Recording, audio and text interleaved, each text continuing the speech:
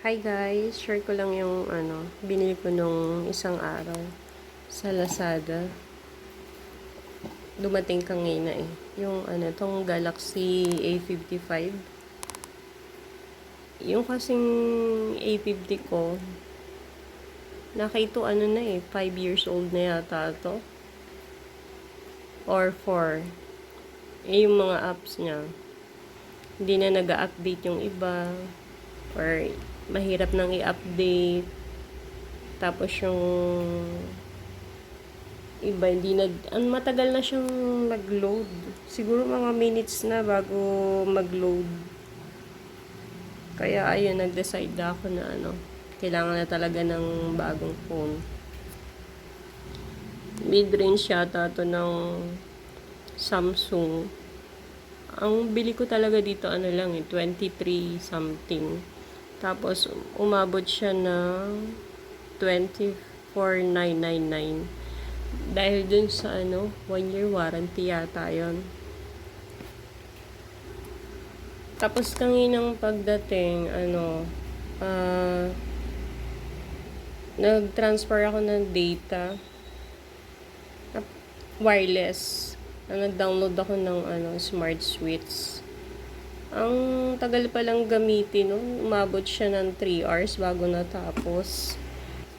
Itong phone na to, goods na siya kung di ka mahilig mag-selfie.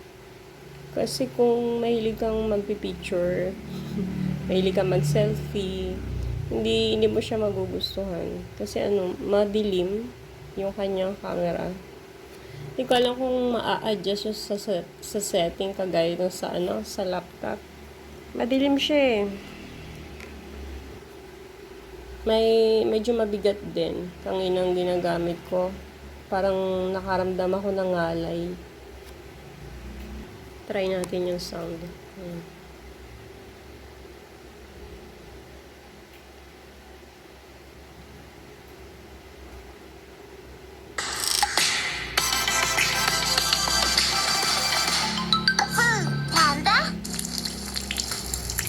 Para no sweat summer, mag-Grab Food.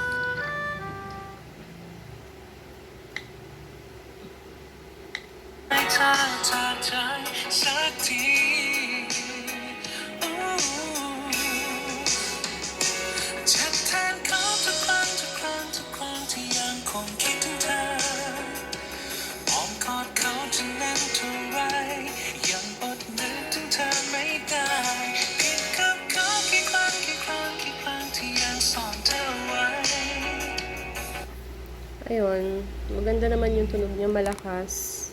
Mas malinaw din, clear. Siya pang goods dito yung battery niya. Hindi siya mabilis malobat. Tangina ko pag ginagamit to nung pagka-transfer ko ng data, 100. So, ang tagal niyang umabot sa 90, ganun. Mga 97. Okay na okay yung battery nito. Binilang ko na siya ng casing.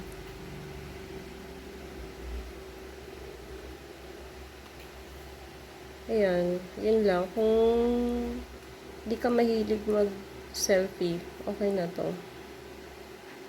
Okay na okay. Ayun, may kasama siyang may freebies. Ito.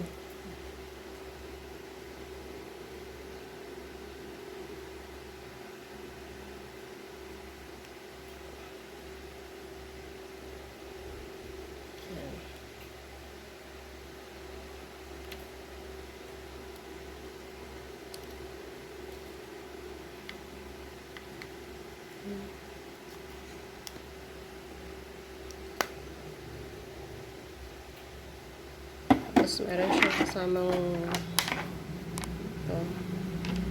Bali dalawa yung yung wire na nakita ko. Tapos mga warranty dito.